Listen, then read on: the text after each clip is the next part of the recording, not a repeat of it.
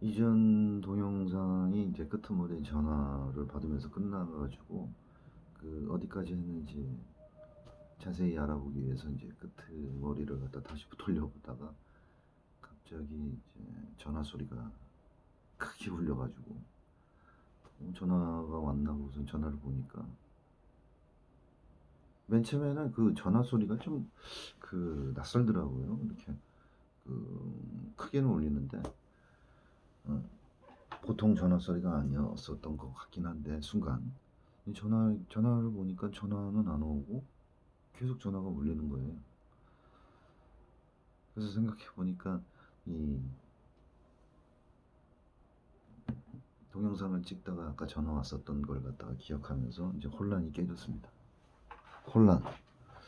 혼란이라는 단어가 이제 그 상당히 동종교법에서 중요한 단어인데 이게 병이라고 하는 것은 외적인 그런 디스터번스, 혼란에 앞서 내적인 혼란이 오기 마련이죠. 그래서 인터널 디스터번스, 센트럴 디스터번스가 이 페리페럴 디스터번스가 된다라고 하는 거예요. 병이. 우리가 생각하기 전에 어떤 행동을 하기 전에 0.07초 그 정도 선에 먼저 뇌에 벌써 그런 변화가 오고 뇌에서 보인 반응이 그 실제로 이제 행동으로 나타난다라고 되어 있죠. 그러니 더 중요한 것이 앞서 있고 뒤에 그 어떤 액션이라든지 이런 것들 병이 후에 나온다고 했을 때 외적인 그런 암이라든지 기타 등등의 우리가 인지할 수 있는 그런 물질적인 병이 생기기에 앞서 마음의 문제가 생기고 스트레스 그리고 인터널 디스터번스가 먼저 생긴다라고 하는 것은 가당한 얘기고 가당치 않은 얘기가 아니란 말이죠. 그리고 이모셔널 서프레션 그러니까 감정적으로 억제된다는 것 자체가 그 암을 유발한다라고 하는 것은 정설입니다. 그렇게 혼란스러울 때가 있죠. 그렇게 혼란스러울 때가 있는데 제가 혼란한 얘기를 혼란하지만 재미있는 얘기를 할 수가 신선한 얘기. 우리가 인간으로 태어났다는 게 무슨 뜻일까요? 인간으로 태어나지만 인간계에서 길러지지 않는다라고 그러면 인간이라고 할 수는 없겠죠. 말 자체가 인간계에 있어야지 인간인 거고 만약에 이제 늑대 인간처럼 그런 식으로 키워진다고 한다면 인간도 인간계에 살고 있는 것도 아니죠. 애초에 우리는 그 포유동물이겠죠. 그리고 정말로 언어 교육을 받지 않고 야생에서 생활한다면 지금의 여러분들의 모습이랑은 좀 다를 거예요. 그래서 인간계의 삶이 있단 말이죠. 인간계의 삶을 산다라고 하는 것은 인간계에 살도록 훈련된다라고 하는 거죠.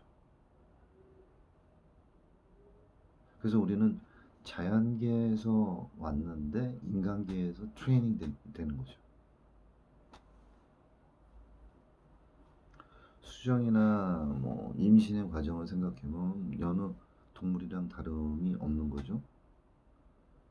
그렇게 해서 수정이 되고 그 안에서 이제 발달이 되고 그렇게 해서 그 성장을 해서 사회적으로 나오면 뭐 변두 기저귀 보고 넘어가 닦아주고 뭐 그렇게 동물적인 삶을 살고 있다가 어느 정도 이제 걷기 시작하고 사회생활을 하게 되면은 밖에 생활을 보게 되고 단계별로 거기 속한 사회에 지켜야 할 어떤 규율이라든지 이런 것들을 갖다 배우면서 트레이닝이 되죠.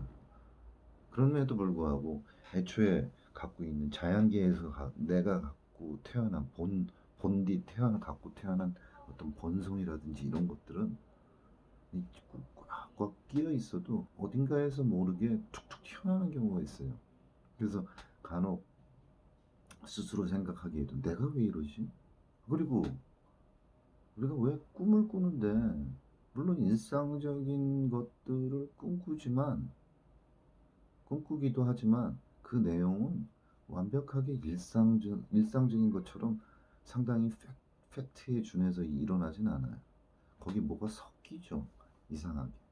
그리고 내가 원하지 않았던 이라든지, 아니면 생각도 해보고 싶지 않은 살인이라든지, 아니면은 성행위라든지, 아니면은 뭐 높은 데서 뛰어내린다거나, 뭐 날개짓을 하는 어떤 새처럼, 또 묘한 그런, 가끔 이제 지옥 같은 데도 갔다 오고, 뭐 이런 것들이 왜 생길까? 뇌 정리 과정이라고 생각은 들지만은, 네, 얘기들을 한다고 하지만은 꿈의 실체는 사실은 알 수는 없죠.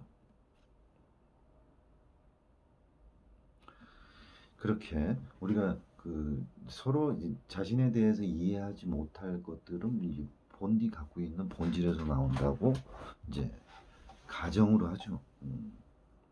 그래서 우리가 여기서 정작 필요한 거는 이제 동종요법인데, 나와 비슷한 약을 찾는 일인데, 그래서 나와 같은 약을 갖다가 찾는 약은 자연계에 있고, 그게 대표적으로 동식물 광물이란 말이죠. 그러면은 동물계, 식물계, 광물계 약물을 필요로 하는 인간은 동물계, 광물계, 식물계 증상을, 캐릭터를 가진 사람이 그런 약물들을 갖다 필요하는 거고, 우리가 여기서 해야 될 것은 예, 계통을 분류하는 일이고, 킹덤 디퍼런시에이션인데, 동물계, 식물계, 광물계를 이제 어떤 캐릭터, 어떤 증상들이 보일 때 동물계, 식물계, 광물계를 갖다 나누는지, 이런 것들에서 공부하겠다라고 하는 겁니다. 앞서서 좀 얘기를 했는데, 여기서 인간은 동시에 두 가지 삶을 산다라고 하는 그런 패러독스가 있어요. 맨 처음에는 이게 무슨 뭐 드라마에나 나오고, 드라마 뭐 화유기 같은 데도 뭐 내적으로 소, 뭐 원숭이, 뭐 기타 등등의 어떤 그 내적인 어떤 동물들이 있는데, 이제 이런 것들이 중간중간에 훅 하고 자기의 어떤 본성이 나타나는데, 그런 것들이 참 재밌고, 동종요법 쪽엔 영감을 줄 만한 그런 내용이었었던 것 같아요.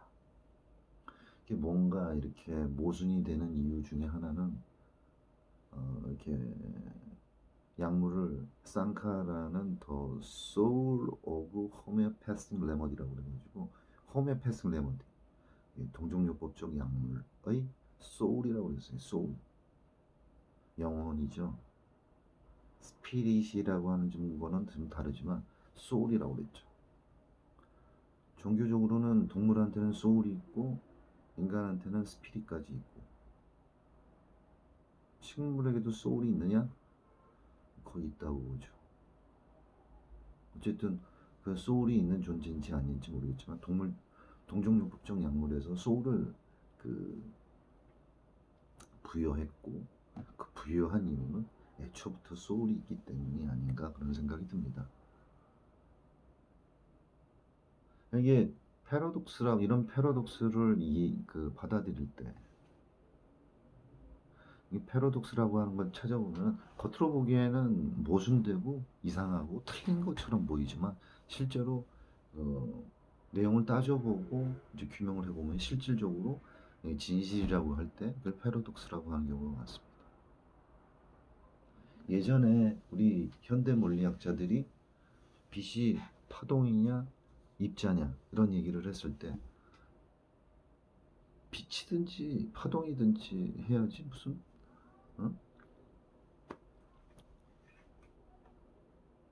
그게 어떻게 공존할 수 있느냐라고 했지만, 결국은 입자설과 파동설이 동시에 받아들여야만 했던 그런 상황이 있었죠.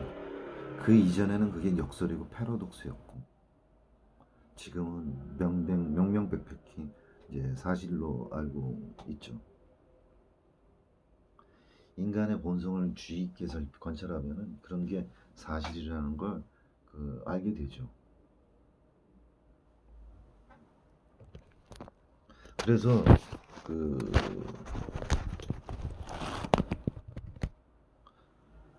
그래서 이 우리는 여기서 얘기할 것은 더 길게 얘기하지 않아도 동물계, 식물계, 광물계가 어떤 것인지 이제 분류를 하고 거기에 대해서 자세히 설명하는 게 제가 할 일인 것 같습니다.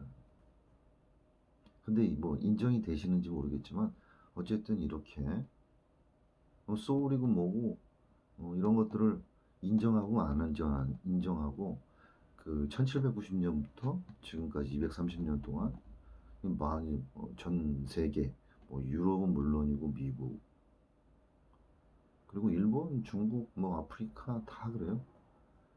그리고 이라크에서 이번에 코로나 있었을 때도 동종요법 의사들을 동원했고 다른 나라도 마찬가지예요. 뭐 유명한 축구 선수 베컴 이런 것들은 뭐 이 온라인상에서도 찾아보면 베컴은 이제 동종요법 의사를 갖다가 주치의로 두고 있다.